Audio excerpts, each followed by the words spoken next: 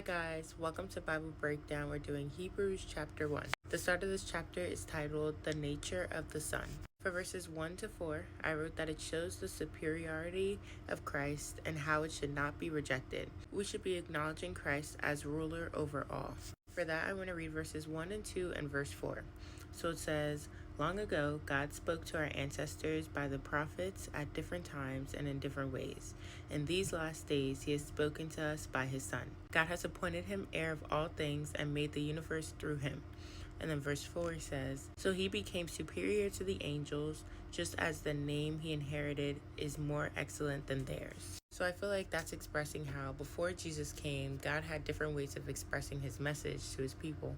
But then once Jesus came, it's like, all right, this is the way, the truth, and the light. And in verse 4, it solidifies the power that Jesus actually has. So now for the rest of the chapter, it's titled "The Son Superior to Angels." And for the rest of the chapter, verses 5 to 14, I wrote the following verses are scriptures to back up the statement that Jesus is superior over all angels. So these are the reasons why Jesus is superior over the angels. In verse 5, it talks about how he is the Son of God.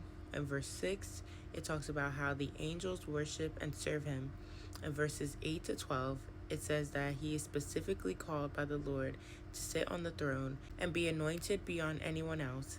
And then verses 13 and 14, it mentions how God calls Christ to sit at his right hand, and the angels hold a role of ministry while Jesus holds a role of authority over all. So the two scriptures in verse 5 that are mentioned is Psalm chapter 2 verse 7, which says, "You are my son, today I have become your father."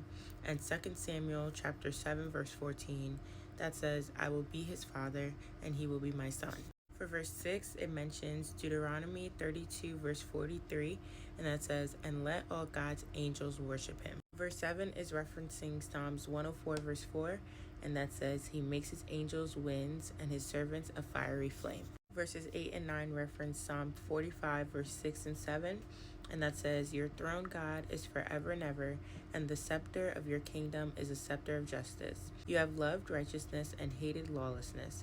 This is why God, your God, has anointed you with the oil of joy beyond your companions." Verses 10 to 12 reference Psalm 102 verses 25 to 27, and that says, "In the beginning, Lord, you established the earth, and the heavens are the works of your hands. They will perish, but you remain. They will all wear out like clothing. You will roll them up like a cloak, and they will be changed like clothing.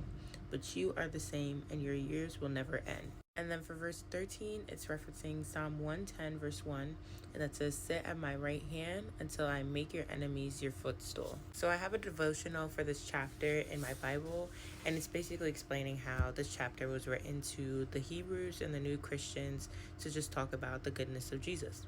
I do want to read the end of this paragraph that they have. So it says, "The Old Testament prophecies are important and necessary, but Jesus is their real-life fulfillment.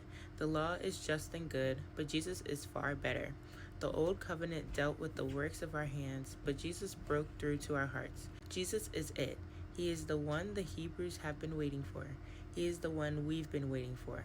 He is the very image of God made man, and the gospel he brings is an exact representation of the heart of God. Jesus is highest. Jesus is best. Jesus is God's last, perfect, complete word.